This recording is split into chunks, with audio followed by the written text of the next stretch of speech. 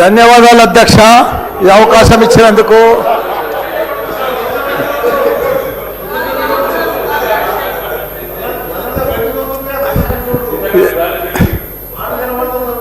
సరే, పెళ్ళికి వచ్చినా రాకున్నా కానీ ఒక అధ్యక్ష చాలా బాధాకరంగా ఉన్నది, చాలా ఇబ్బందికరంగా ఉన్నది.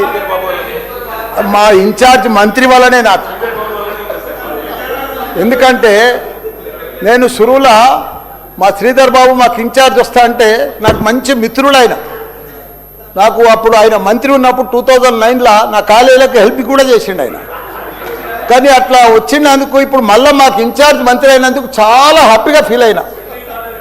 కాకపోతే ఇప్పుడు ఎంత బాధపడుతున్నా అంటే అంత బాధపడుతున్నా, భరించలేను ఆ బాధను. నా గుండె ఇట్లా బాధతోటి భరించలేకపోతున్నా.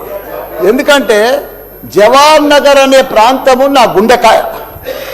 అలా ప్రజలకు చెప్పిన, అందరికి చెప్పిన. దాన్ని అంతా కూడా జిహెచ్ఎంసి మొత్తం చెత్త అంతా తెచ్చి కొన్ని ఏళ్ళ సందే ఆడనే వేస్తున్నారు. వేస్తున్నారు, అది కాంగ్రెస్ టైంలో సందే వేస్తున్నారు, ఇప్పటిదాకా కూడా వేస్తూనే ఉన్నారు. అది కంటిన్యూ కాంట్రాక్ట్ ఉంది వేస్తున్నారు. మీ దాంట్లోనే కంటిన్యూషన్ అని చెప్తున్నా. నా జర ఓపిక వద్దా, నీకు దండం పెడతా.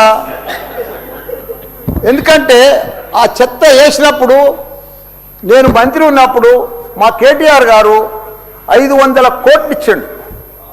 చెత్తతోటి కరెంటు తయారు చేసే ఉత్పత్తి ప్లాంట్ ఆడ తయారు చేసినాం.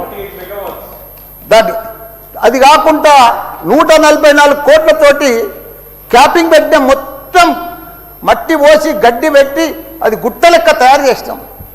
దానికి తోడు వర్షాకాలంలో అందులో వచ్చిన మురుగునీళ్ళు అంత వస్తే ఫిల్టర్ చేసేందుకు 250 కోట్లు ఇచ్చినాం వాటికి ఎస్టీపీ.